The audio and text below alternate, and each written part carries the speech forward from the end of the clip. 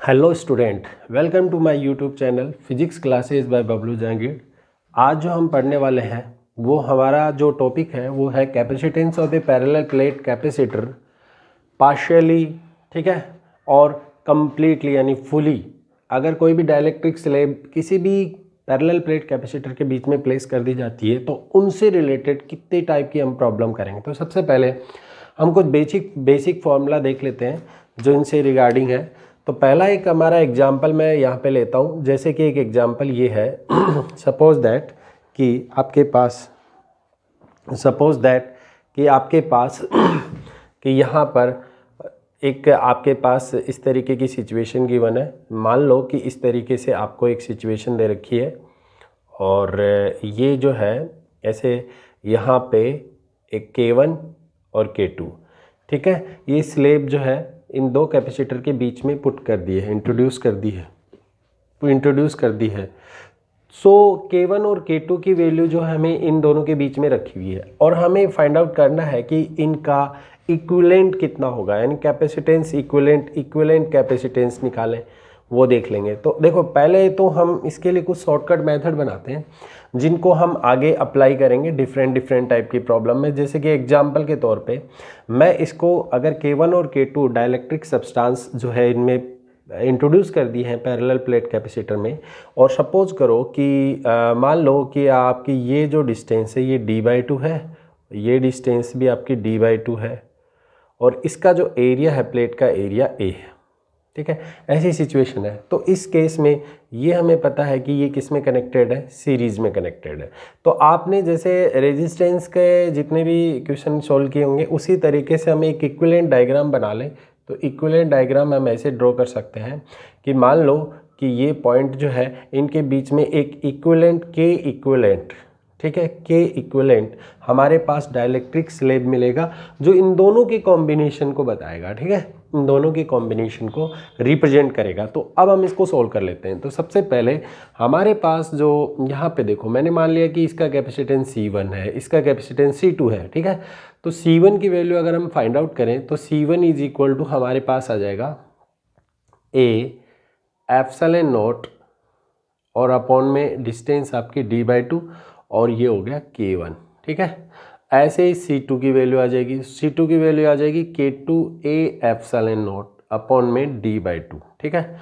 तो आपको ये भी पता होना चाहिए कि जब दो कैपेसिटर सीरीज में कनेक्टेड होते हैं तो हम डायरेक्टली उसका फॉर्मूला यूज़ कर लेते हैं। C इक्विवेलेंट जो हम लिखेंगे वो यहाँ पे ऐसा लिख सकते हैं C इक्विवेलेंट, और उस फॉर्मूले को हम सीधा डायरेक्टली अगर हम लिखें तो लिख सकते हैं C1 C2 अपॉन में C1 प्लस C2। ये आपको ऑलरेडी पता होना चाहिए। जब दो कैपेसिटेंस आपके सीरीज में कनेक्टेड होते हैं तो उसको वो ऐसे होता है जैसे कि दो रेजिस्टेंस पैरेलल में कनेक्टेड होते हैं। उसी तरीके से हमने ये फॉर्मूला यहाँ पे लिखा है। तो C इक्विवेलेंट की वैल्यू अगर बनाना चाहे तो C इक्विवेलेंट को हम लिख सकते हैं, क्योंकि ये डिस्टेंस तो आपकी D हो जाएगी, है कि नहीं।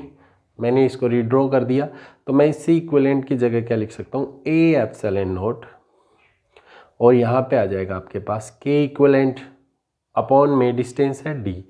और अब क्या करेंगे, C1 इंटू C2 करेंगे। तो C1 इंटू C2 कितना है अपने पास, C1 की वैल्यू है K1, ये वैल्यू मैं दोनों यहाँ फॉर्मूले में पुट करता हूँ। तो K1 A/0 upon d/2, okay, into ये आ जाएगा K2 A/0 अपॉन में d/2, ठीक है, और नीचे डिवाइड में आ जाएगा K1 A/0 d/2 प्लस ये हो जाएगा K2 A/0 d/2। ओके, कुछ नहीं करना हमें, बस A/0/d जो है वो यहाँ पे आ जाएगा। तो हमारे पास एग्जैक्ट वैल्यू आएगी, देखो 2, मैं इसको थोड़ा सिंप्लीफाई कर देता हूँ। सो सिंप्लीफाई करने के बाद A/0/d ये हो जाएगा अपने पास 4K1K2, क्योंकि ये 2 जो है ऊपर मल्टीप्लाई में आ जाएगा, और ये हो जाएगा अपने पास A/0/d का होल स्क्वायर, ठीक है। नीचे डिवाइड में वैल्यू है आपके पास, ये आ जाएगा 2K1 A/0/d। देखो A/0/d, अब कुछ नहीं करना, बस हमें एलसीएम लेना है यहाँ पे 2K2 A/0/d, ठीक है।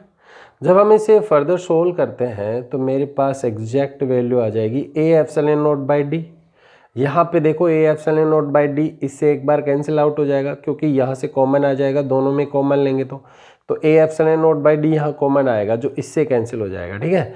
तो अपने पास नहीं तो फिर इससे कैंसिल हो जाएगा, तो हमारे पास ओवरऑल वैल्यू आ जाएगी 4k1k2 डिवाइडेड बाय ये आ जाएगा अपने पास 2 कॉमन ले लिया हमने k1 प्लस k2 और यहाँ क्या बचा था अपने पास इनटू में बचेगा A epsilon naught by D, क्योंकि ये A epsilon naught by D इसके कॉमन के साथ कैंसिल आउट हो जाएगा। फाइनली ये A epsilon naught by D भी कैंसिल आउट हो गया, 2 से 2 कैंसिल हो गया। तो मेरे पास इट विल बी वैल्यू कितनी आएगी, हमारे पास के इक्विवेलेंट की वैल्यू आ जाएगी और ये हो जाएगा अपने पास 2k1k2 divided by k1 plus k2। बहुत इंपॉर्टेंट फॉर्मूला है। अब मान लो कि कोई भी सिचुएशन दे रखी है, जैसे कि सपोज दैट आपको ये फॉर्मूला आपको हमेशा दिमाग में रखना है जिससे कि आप इसी टाइप की प्रॉब्लम को बहुत आसानी से सोल्व कर लें। जैसे कि एग्जांपल के तौर पे मान लो कि मैंने इसको 3 दे दिया, यहाँ पे मैंने 2 दे दिया, ठीक है, और आपसे पूछा है इक्विवेलेंट कितना होगा, यानी इसका इक्विवेलेंट जो डाइलेक्ट्रिक कांस्टेंट है वो क्या होगा। तो हम डायरेक्टली ये फॉर्मूला यूज़ कर सकते हैं 2 इंटू 3 इंटू 2 अपॉन 3 प्लस 5, ठीक है, सॉरी 3 प्लस 2 5 हो जाएगा और बाकी जो आंसर आएगा वो इक्विवेलेंट डाइलेक्ट्रिक कांस्टेंट का होगा, ठीक है। तो ये एक प्रॉब्लम है इस पर बेस्ड। अब हम एक और प्रॉब्लम लेते हैं जो बेसिक है और उसको भी अब हम सोल्व करने वाले हैं। तो मैं अनदर एक और एग्जांपल लेता हूँ, आप लोग इसको राइट कर लें, ठीक है। नेक्स्ट एग्जांपल जो हम ले रहे हैं, देखो इस पर बेस्ड कई सारे कॉम्पिटिटिव एग्जाम में क्वेश्चंस भी पूछे गए हैं, तो डायरेक्ट फॉर्मूला हम यूज़ कर सकते हैं जब अपने को इस तरीके की सिचुएशन गिवन हो। अब देखो, अब अगर मान लो कि आपको ऐसी सिचुएशन दे रखी है तो उसको कैसे सोल्व करना है। तो देखो, अगर आपको गिवन है कुछ इस तरीके से कि मान लो कि आपके पास ये एक पैरेलल प्लेट कैपेसिटर हो गया, ठीक है, और आपने क्या किया कि यहाँ पर एक डाइलेक्ट्रिक स्लैब इस तरीके से पुट कर,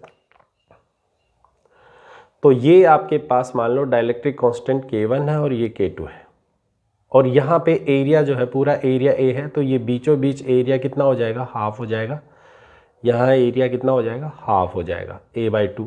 इसका एरिया भी A/2, तो सभी का एरिया A/2, बट इन दोनों के बीच की जो डिस्टेंस है वो आपकी होगी स्मॉल d, ठीक है। अब आपको इस केस में आपको समझना है, तो देखो ये कॉम्बिनेशन कैसा है, ये कॉम्बिनेशन जो है वो आपका पैरेलल कॉम्बिनेशन है। ऐसी सिचुएशन में हम क्या करते हैं हमें पता है कि अगर मैं इसका कैपेसिटेंस C1 ले लूँ, इसका कैपेसिटेंस मैं C2 ले लूँ, तो जो इक्विवेलेंट मेरे पास आएगा C इक्विवेलेंट, उसको मैं लिख सकता हूँ C1 प्लस C2, ठीक है, ऐसा हम लिख सकते हैं। बट अगर इसका इक्विवेलेंट डायग्राम बनाएं तो इक्विवेलेंट डायग्राम कुछ इस तरीके से बन जाएगा।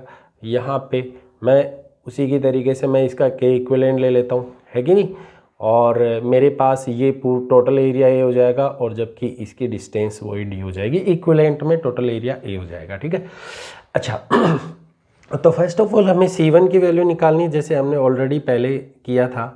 क्या था, K1 इसका डाइलेक्ट्रिक कांस्टेंट, A/2 नीचे आ गया, कोई डाउट नहीं होना चाहिए, एप्सिलॉन नॉट अपॉन में डिस्टेंस D ये K1 की वैल्यू है, C1 की। ऐसे ही सिमिलरली C2 की वैल्यू निकालोगे, वो आएगा K2/2 A epsilon naught by D, ठीक है, ओके।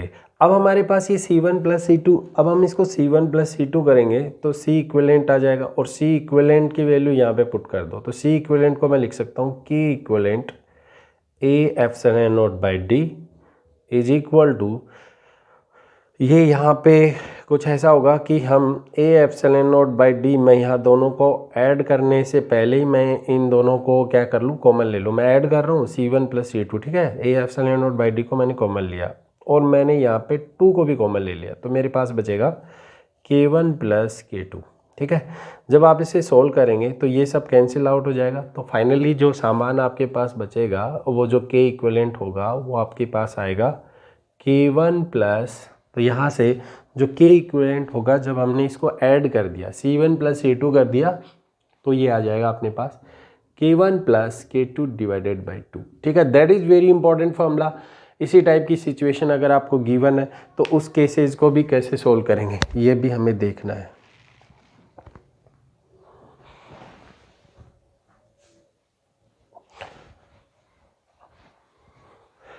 अब हम देखते हैं कि नेक्स्ट जो टॉपिक है हमारा, इसी से रिगार्डिंग एक और हम टॉपिक लेते हैं कि अब सपोज दैट कि आपको ऐसी कोई सिचुएशन गिवन है, एक और सिचुएशन हम बना लेते हैं, जैसे कि एक और एग्जांपल हम बना लें।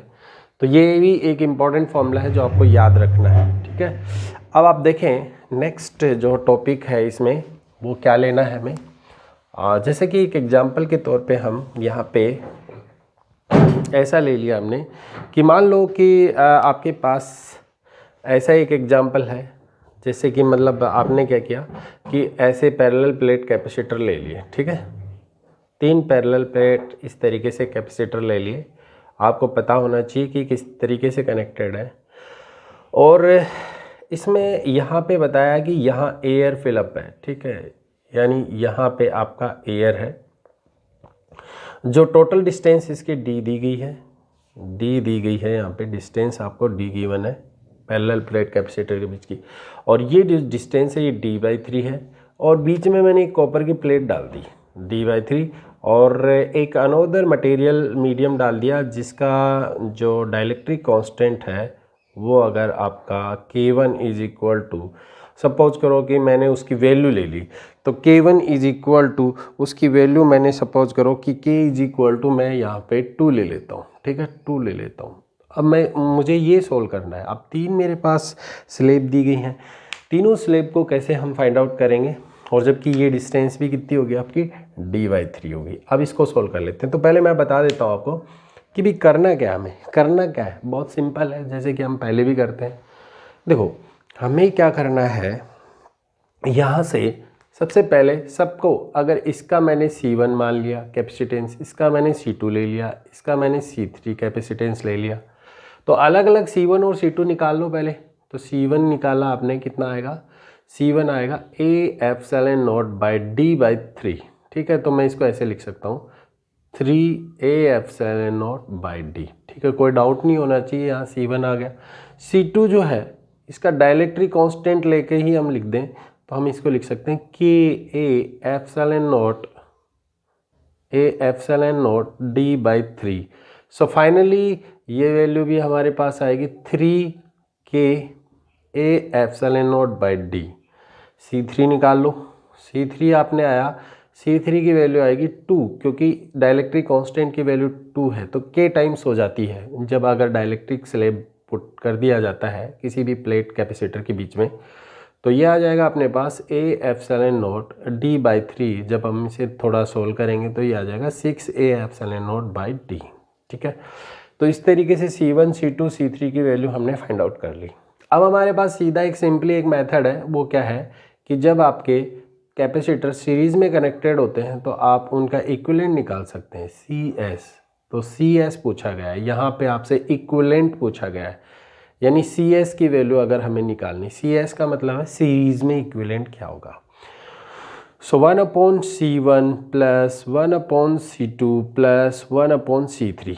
अब हमें क्या करना है, करना कुछ नहीं है, हमें वैल्यू पुट करनी है बस। तो 1/CS मैं यहाँ पे वैल्यू पुट कर देता हूँ, उल्टा कर दो क्योंकि 1/C1 जस्ट उल्टा हो जाएगा, ये वैल्यू कितनी हो जाएगी, इसको हम लिख सकते हैं D/3A/0 प्लस ये वैल्यू कितनी आ जाएगी हमारे पास, ये आ जाएगा D/3KA/0 प्लस यहाँ पे आपके पास C3 की वैल्यू आ जाएगी D/6A/0। ओके, अब इसे आप सोल्व करें तो आपको ये पता है कि ये जो डाइलेक्ट्रिक कांस्टेंट कॉपर का है, कॉपर का जो डाइलेक्ट्रिक कांस्टेंट है वो आपका इन्फिनिटी है।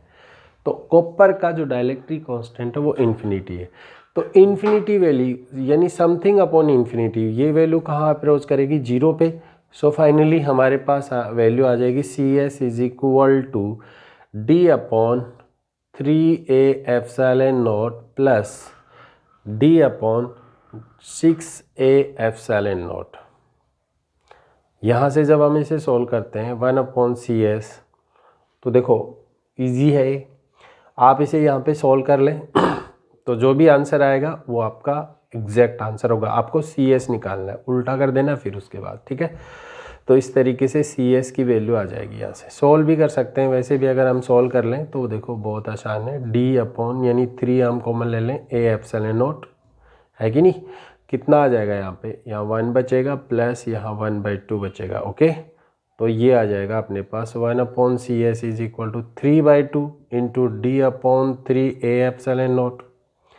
3 से 3 कैंसिल हो जाएगा। फाइनली मेरे पास आया D/2A/0।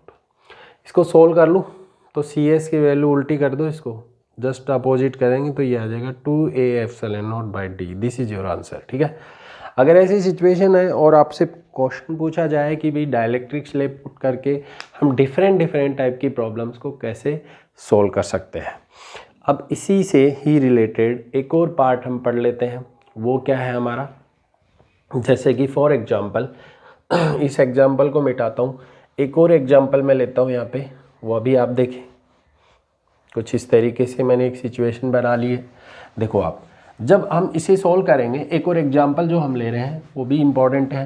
देखो, तो हम ना प्रॉब्लम कर रहे हैं डाइलेक्ट्रिक स्लैब से रिलेटेड, तो जितने भी टाइप के केसेस बनेंगे उनको हम यहाँ पे देखने वाले हैं।